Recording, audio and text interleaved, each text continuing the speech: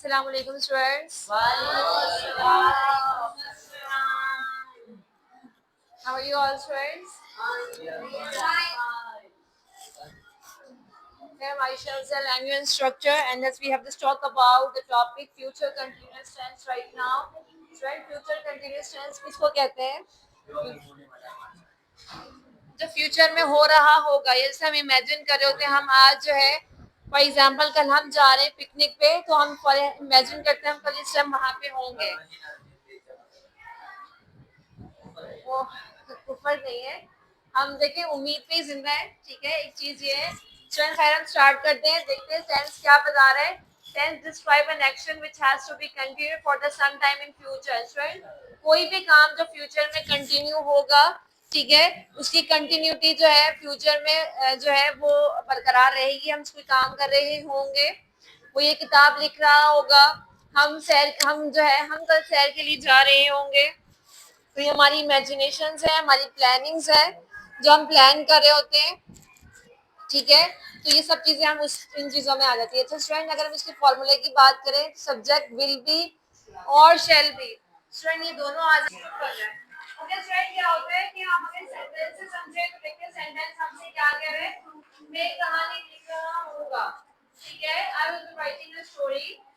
ठीक है, अगर मैं स्टूडेंट ये कहूं मैं एक कहानी लिख रही होंगी, she will be writing a story। ठीक है, I will not be writing a story।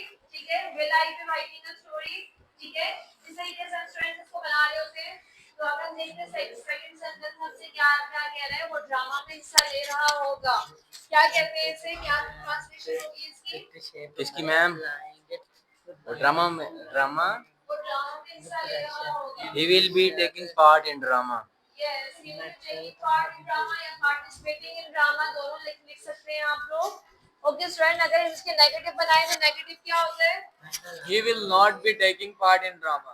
Yes good. अगर हम इसका इंटरोगेटिव बनाए, will he be taking part in drama। Yes good.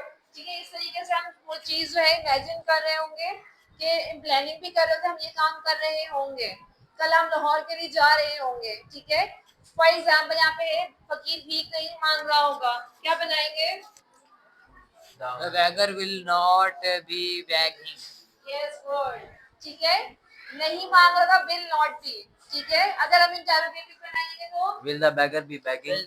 ठीक है, इस तरीके से स्टूडेंट्स हम क्रिएट करते हैं सेंटेंसेस को। अगर हम सिंगुलर प्लूरल बनाएंगे तो क्या होगा, विल बी के साथ कौन आएगा,